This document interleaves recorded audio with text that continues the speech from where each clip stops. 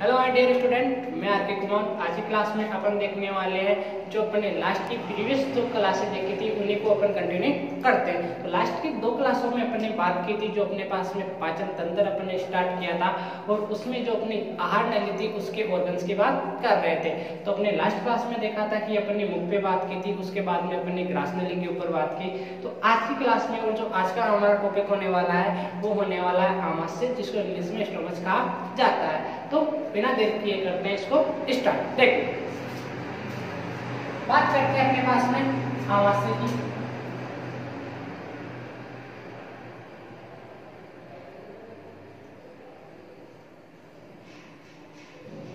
जिसको स्टोमच कहा जाता है। अब अगर इसकी बात करते हैं आमाशय, देखो सबसे पहले इसकी बात आती है इसकी शेप की, किसकी आकृति अपने पास में कैसी होती है। तो बात करते हैं इसकी शेप की। तो शेप होता है ये अपने पास में जो इंग्लिश का अपने पास में कैपिटल लेटर जे होता है उसके समान होता है। तो इसकी देखो आकृति होती है अपने पास में जे के आकार का। सेकंड बात आती है इसकी फूड कैपेसिटी की, जो अपने पास में आमाशय होता है इनमें फूड कितना स्टोरेज रह सकता है। अगर बात की जाती है इसकी नॉर्मली या न्यूनतम कैपेसिटी की, तो वो होती है अपने पास में अबाउट होता है कितने से 1.5 से लेके होता है 2 लीटर तक। ठीक है, अपने पास में 2 लीटर तक होता है।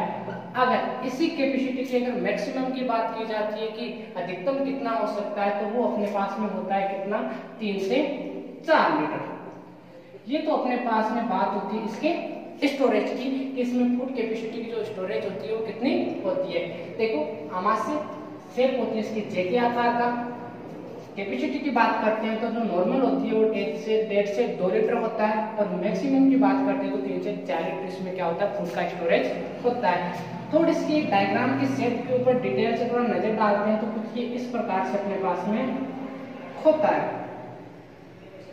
ठीक है, ये अपने पास में क्या होता है आमाशय होता है, जो अपने पास में क्या होता है अपन ने पढ़ा कि इसकी जो जे के आकार का होता है। ठीक है, इसके बाद में इसकी बात करते हैं कि इस आमाशय के अंदर अपने पास में एक ग्लैंड पाई जाती है। इस आमाशय के अंदर अपने पास एक ग्लैंड पाई जाती है, उस ग्लैंड को बोला जाता है जठर ग्रंथि, जिसको इंग्लिश में बोलते हैं गैस्ट्रिक ग्लैंड। ठीक है, मतलब कि गैस्ट्रिक ग्लैंड होती है जिसको अपन हिंदी में बोलते हैं अपने पास में जठर ग्रंथि। अब इस जठर ग्रंथि से क्या होता है, एक रस का स्रावित होता है। सबको पता है कि जो ग्रंथियां होती है वो रस का स्रावन करती है या किसी पदार्थ का स्राव करती है। तो अपने पास में जो जठर या अपने पास में बोल सकते हैं जो गैस्ट्रिक ग्लैंड होती है, जठर ग्रंथि होती है, इससे अपने पास में क्या होता है गैस्ट्रिक जूस का क्या होता है स्रावन होता है, या बोल सकते हैं अपन जठर रस का अपने पास में क्या होता है स्रावन होता है। तो इसको अपने पास में गैस्ट्रिक, अपन इसको नाम दे सकते हैं जूस भी। गैस्ट्रिक जूस मतलब कि जठर रस का स्रावन होता है। अब जठर रस का स्रावन तो होता है, लेकिन इस जठर रस के अंदर अपने पास में 3 चीजें होती है। कौन कौन सी, ध्यान से देखो। पहली चीज होती है अपने पास में पेप्सिन। ठीक है, तो देखो पहली चीज होती है अपने पास में पेप्सिन। ठीक है, पेप्सिन। सेकंड होता है अपने पास में HCl, जिसको हाइड्रोक्लोरिक अम्ल बोला जाता है। और थर्ड होता है अपने पास में म्यूकस। म्यूकस, जिसको म्यूकस भी बोला जाता है और इसका नाम सेकंड नाम श्लेष्मा भी बोला जाता है इसको। ठीक है, म्यूकस और श्लेष्मा। अब 3 चीजें हो गई, एक अपने पास में पेप्सिन हो गया, दूसरा अपने पास में HCl हो गया, तीसरा अपने पास में क्या हो जाता है म्यूकस हो जाता है। लेकिन बात आती है कि तीनों चीजें जो होती है इनके कार्य क्या क्या होते हैं। तो देखो ध्यान से, जो अपने पास में पेप्सिन होता है ये क्या करता है अपने पास में प्रोटीन का पाचन करता है। जो पेप्सिन होता है अपने पास में ये किसका पाचन करेगा, अपने पास में प्रोटीन का पाचन करता है। देखो प्रोटीन का पाचन करता है, लेकिन कंडीशन एक क्या रखता है, कंडीशन पेप्सिन ये रखता है कि इसको जो वहाँ का वातावरण चाहिए वो कैसा होना चाहिए, अम्लीय होना चाहिए। लेकिन जो प्रोटीन का पाचन तो करता है, लेकिन इस प्रोटीन के पाचन के साथ में एक शर्त ये रख देता है कि जो इसको एनवायरनमेंट चाहिए, वहाँ का वातावरण चाहिए, वो कैसा होना चाहिए, अम्लीय प्रकृति का होना चाहिए। ठीक है, इतना काम होता है अपने पास में पेप्सिन का। जबकि सेकंड बात आती है अपने पास में HCl की। अब HCl अपने पास में देखो क्या बोलता है, थोड़ा सा इसको क्लीन कर देता हूं। तो HCl अपने पास में कुछ ऐसी बातें बोलता है। HCl की जो प्रकृति होती है सबको पता है कैसी होती है। HCl की कुछ प्रॉपर्टीज यहाँ पे मेंशन कर रहे हैं। तो HCl की जो अपने पास में प्रकृति आप सबको पता है कैसी होती है, अम्लीय होती है। आप सबने पढ़ा है, ठीक है, केमिस्ट्री के अंदर 10th चैप्टर, वो जो अपने पास में 10th क्लास का केमिस्ट्री का पोर्शन था उसके अंदर, ठीक है।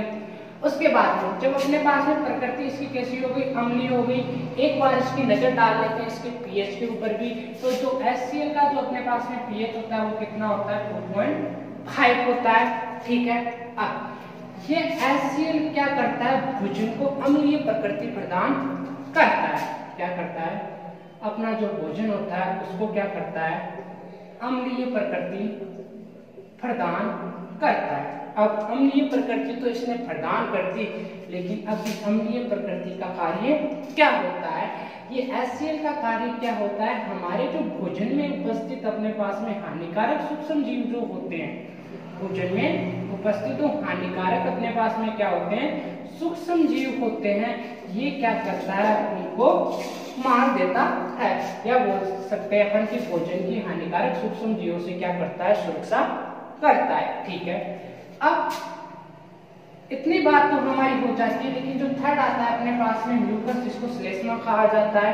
अब इसका कार्य क्या होता है, तो आप सबको ये तो पता होगा कि HCl की प्रकृति अपने पास में क्या होती है, अम्लीय होती है, जो एक अपने पास में प्रबल अम्ल होता है।